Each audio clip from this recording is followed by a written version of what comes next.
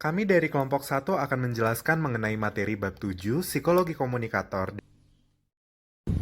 Di buku ada sebuah pernyataan, "He doesn't communicate what he says, he communicate what he is." Nah, apa maksudnya? Jadi saat berkomunikasi, komunikan itu tidak hanya berfokus atau memperhatikan isi pesannya aja, namun juga memperhatikan siapa komunikatornya. Nggak hanya itu, tapi juga lebih spesifik ke kayak tampilan fisik, kredibilitas, latar belakang pengetahuan, dan lain-lainnya itu sangat mempengaruhi kadar kepercayaan komunikan terhadap komunikator. Aristoteles menyebut karakter komunikator terkait dengan persuasi itu dengan etos. Etos menurut Aristoteles terdiri dari pikiran yang baik, akhlak yang baik, dan maksud yang baik. Pernyataan Aristoteles mengenai etos dan persuasi ini kemudian diuji coba kembali oleh Hofland dan Weiss sekitar 2300 tahun kemudian. Uji coba ini itu menghasilkan apa yang disebut mereka kredibilitas. Nah, menurut Hofland dan Weiss, kredibilitas itu terdiri dari dua unsur, yaitu expertise atau keahlian dan truthworthiness atau dapat dipercaya. Expertise dan truthworthiness sebutannya itu beda-beda tergantung dari ilmuwannya, yang contohnya itu bisa dilihat di PowerPoint. Nah, etos sendiri itu nggak terdiri cuma dari kredibilitas, tapi juga ada atraksi komunikator dan juga kekuasaan yang akan dibahas di slide-slide selanjutnya. Kemudian kita masuk ke dimensi-dimensi etos. Ketiga dimensi etos yaitu kredibilitas, atraksi, dan kekuasaan berhubungan dengan jenis pengaruh sosial yang ditimbulkan. Menurut Herbert C. Kellman, pengaruh komunikasi pada orang lain dapat berupa 1. Internalisasi. Proses internalisasi itu bisa terjadi apabila komunikan menerima pesan atau pengaruh karena pesan atau pengaruh yang dianjurkan komunikator sesuai dengan nilai yang dianut oleh si komunikan. Internalisasi terjadi ketika si komunikan menerima anjuran orang lain atas dasar rasional. Dimensi etos yang paling relevan adalah kredibilitas. Yang kedua ada identifikasi. Identifikasi terjadi apabila komunikan menerima pengaruh atau pesan dari komunikator yang sekiranya pengaruh atau pesan tersebut dapat mengidentifikasikan atau memperjelas konsep diri dari si komunikan. Biasanya komunikator menyampaikan pesan dengan melakukan atau mencontohkan sebuah perilaku. Perilaku ini kemudian dianggap sesuai dengan apa yang dilakukan oleh si komunikan. Dimensi etos yang paling relevan dengan proses ini disebut dengan atraksi atau daya tarik komunikator. Yang ketiga ada ketundukan. Ketundukan terjadi apabila komunikan menerima pengaruh atau pesan dari komunikator karena ia berharap akan memperoleh reaksi yang dapat menyenangkan si komunikator. Biasanya itu dilakukan oleh bawahan ke atasan. Dimensi etos yang paling relevan adalah kekuasaan. Kemudian kita masuk ke dimensi etos yang pertama, yaitu kredibilitas. Kredibilitas adalah seperangkat persepsi komunikasi tentang sifat-sifat komunikator. Kredibilitas terletak pada komunikan, bukan pada komunikator. Sehingga kredibilitas dapat berubah, dapat diubah, dan juga dapat dibuat sesuai dengan keinginan si komunikan. Dalam kredibilitas dikenal sebuah istilah yang disebut prior ethos. Contohnya yaitu semisal divisi ada sebuah seminar. Nah, kita itu nggak kenal sama pembicaranya itu siapa. Yang kita tahu, misalnya si pembicara ini tuh orang kementerian dan lulusan luar negeri. Nah, ketika kita mengetahui info tersebut, di otak kita itu mempersepsi bahwa wah orang ini tuh pasti pintar, pengalamannya banyak, sampai dia itu bisa bekerja di kementerian. Nah, persepsi kita itu disebut dengan prior ethos. Nah, jadi karena kita menganggap bahwa si komunikator atau pembicara seminar tadi itu memang pintar, kemudian kredibel, maka kita akan lebih mudah percaya sama si komunikatornya ini atau pembicaranya ini. Kemudian ada yang disebut sebagai intrinsic ethos. Nah, contoh dari intrinsic ethos itu misalnya seperti terkait dengan seminar divisi tadi, apakah komunikatornya itu semisal mengambil topik yang berat, terus dia membawakannya dengan bahasa-bahasa yang berat dan susah dimengerti, terus apakah dia menyampaikan dengan cara yang baik dan audiens itu bisa nggak bosen atau gimana. Nah, kayak gitu tuh contoh-contoh dari intrinsic ethos. Selain komponen kredibilitas yang akan dibahas setelah ini, faktor situasi juga menentukan kredibilitas, seperti tempat di mana komunikator berbicara. Contohnya seperti kiai. Kiai itu kan ada yang ceramahnya di acara-acara lokal, ada juga yang di acara nasional, bahkan sampai masuk TV. Nah, itu kan jelas beda ya kiainya, dan kita itu biasanya nyebutnya itu ya beda level gitu. Nah, tempat di mana ia melakukan komunikasinya itu kan juga beda. Nah, itu yang menentukan kredibilitasnya tinggi apa enggak. Pasti kita menganggap bahwa yang dia bisa tampil di acara nasional atau yang bisa masuk TV itu lebih kredibel daripada yang cuma bisa ceramah di acara lokal. Komponen kredibilitas. Yang pertama yaitu keahlian atau expertise, merupakan persepsi komunikan tentang kemampuan komunikator dalam memahami topik yang dibicarakan. Jadi contohnya semisal membahas mengenai corona ini, kita pasti akan lebih percaya apabila informasi-informasi yang disampaikan itu disampaikan oleh tenaga medis atau orang yang berwenang. Kita nggak akan percaya kalau semisal penyampaian informasi mengenai corona itu disampaikan oleh yang nggak berhubungan seperti kayak koki atau beauty vlogger kayak gitu. Yang kedua ada kepercayaan atau truthworthiness, yaitu persepsi komunikan tentang komunikator yang berkaitan dengan wataknya si komunikator itu sendiri. Jadi saat dia menyampaikan komunikasinya, itu apakah dia kelihatan orang yang jujur, apakah dia kelihatan orang yang sopan. Nah, kita pasti akan lebih mudah terpersuasi kalau si komunikator ini ngomongnya dengan baik-baik, dengan etis, bermoral. Nah, kita cenderung nggak bisa terpersuasi kalau yang ngomong ini kayak misal nggak serius atau selengean kayak gitu. Kohler, Anatol, dan Abaum menambahkan 4 komponen kredibilitas lagi. Yang pertama yaitu dinamisme. Dinamisme umumnya berkenaan dengan cara berkomunikasi atau bagaimana si komunikator membawakannya. Ini agak mirip sama yang intrinsik ethos tadi.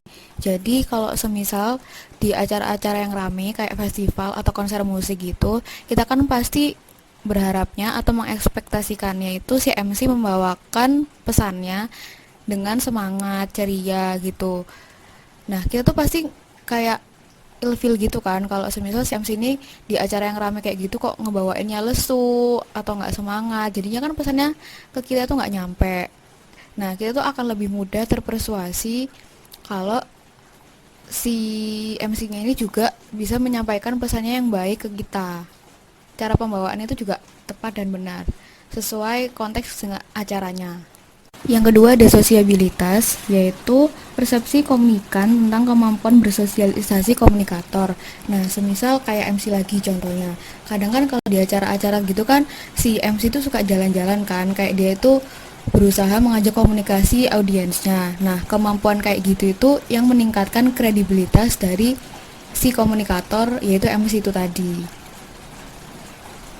Yang ketiga ada keorientasi, yaitu persepsi komunikan tentang komunikator sebagai orang yang dapat mewakili kelompok atau nilai yang kita senangi. Jadi contohnya mbak-mbak make up. Nah, cewek-cewek itu kan suka kan ke tempat-tempat jual make up gitu, terus ada mbak-mbaknya. Nah, kita itu sebagai cewek kayak misal udah tertarik sama suatu produk yang kita percaya produk itu bisa ngasih kita hasil make up yang kita mau. Terus kita nyamperin itu si mbak-mbaknya. Nah, mbak-mbaknya itu kemudian bilang kalau iya kak, emang produk kami itu cocok buat anak-anak seumuran kakak, hasilnya natural dan gak lebay kayak gitu-gitu. Nah, terus mbaknya menjelaskan tuh kayak produknya tuh apa aja, naturalnya tuh kayak gimana yang dia maksud. Nah, karena kita ngerasa si mbaknya ini lebih tahu dan kita ngerasa kalau si mbaknya ini tuh memang menjelaskan apa sesuai yang dengan kita mau. Nah, kita tuh merasa kalau si mbaknya ini tuh memiliki kredibilitas. Yang terakhir ada karisma. Karisma digunakan untuk menunjukkan suatu sifat luar biasa yang dimiliki komunikator yang dapat menarik dan mengendalikan komunikan.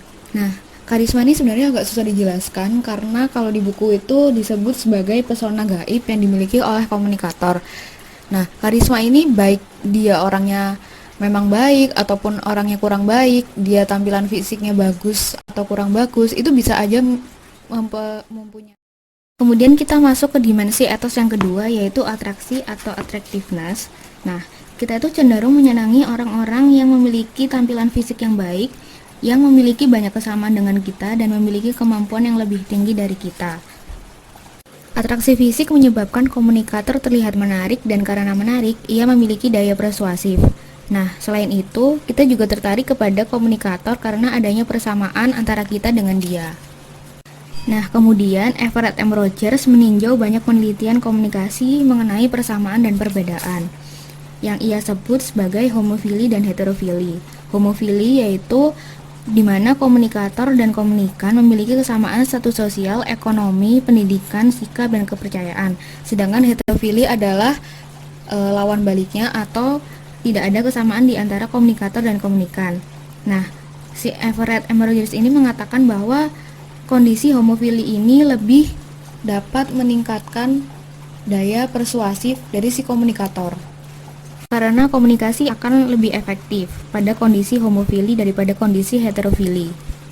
Kemudian ada yang disebut dengan strategy of identification atau establishing common ground, yaitu merupakan upaya yang dilakukan komunikator untuk memengaruhi komunikan dengan menegaskan atau mengidentifikasi kesamaan di antara keduanya.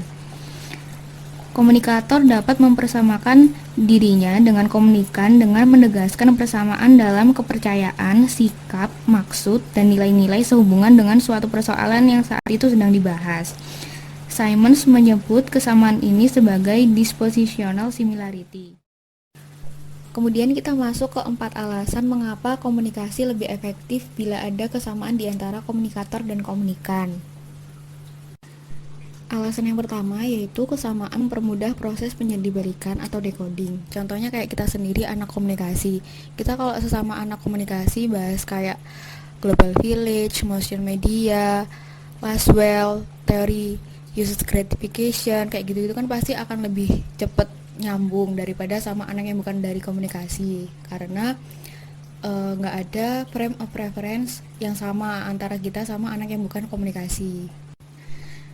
Alasan yang kedua yaitu kesamaan membantu membangun premis atau dugaan yang sama. Hal ini terjadi apabila ada kesamaan disposisional yang relevan dengan topik yang dibahas. Contohnya ada 2 anak, cewek sama cowok. Nah, mereka ini sama-sama suka Marvel Cinematic Universe (MCU). Misalnya yang satu suka Captain America, yang satu suka Thor.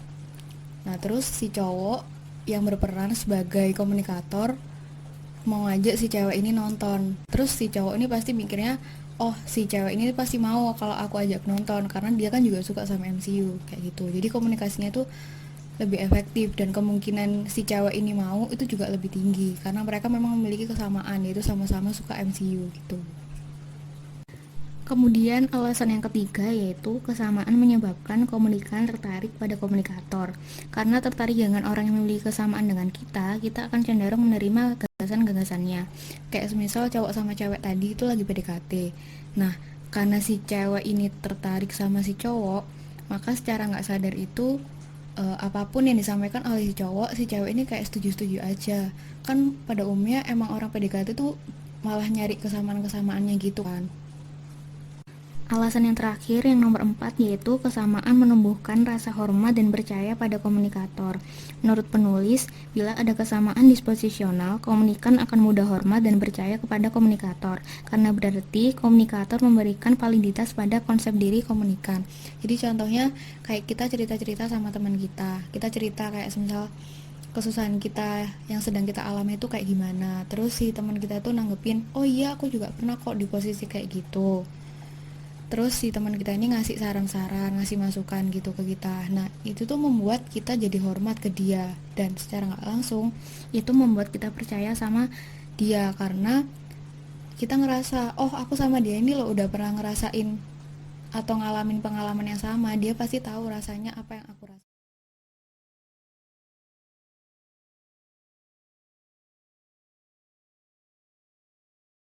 Selanjutnya adalah kekuasaan.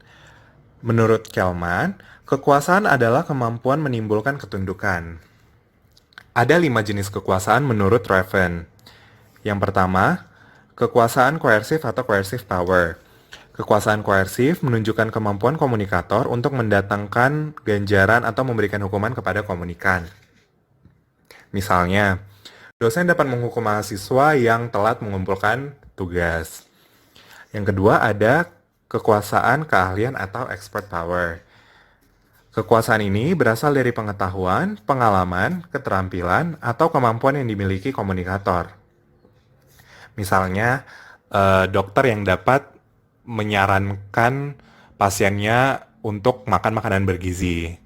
Tentunya pasien akan mendengarkan saran dokter tersebut daripada hanya seorang orang lain yang memberikan saran tersebut kepadanya. Kemudian ada kekuasaan informasional atau informational power. Kekuasaan ini berasal dari isi komunikasi tertentu atau pengetahuan baru yang dimiliki oleh komunikator. Misalnya, ahli komputer memiliki kekuasaan informasional ketika menyarankan kepada seorang pemimpin perusahaan untuk membeli komputer dengan spesifikasi tertentu. Kemudian ada kekuasaan rujukan atau reference power. Komunikator dijadikan sebagai rujukan oleh komunikan dalam hal tertentu. Misalnya, ada seseorang yang memiliki teman model. Orang tersebut akan menjadikan teman modelnya sebagai rujukan dalam berbusana atau dalam memilih pakaian. Kemudian ada kekuasaan legal atau legitimate power. Kekuasaan ini berasal dari seperangkat peraturan atau norma yang menyebabkan komunikator berwenang untuk melakukan suatu tindakan. Misalnya, rektor sebuah universitas, dia dapat menyuruh bawahannya atau dapat memerintah bawahannya karena dia memiliki kuasa yang diatur dalam sebuah peraturan. Cukup sekian presentasi dari kelompok kami. Kurang lebihnya kami mohon maaf. Terima kasih.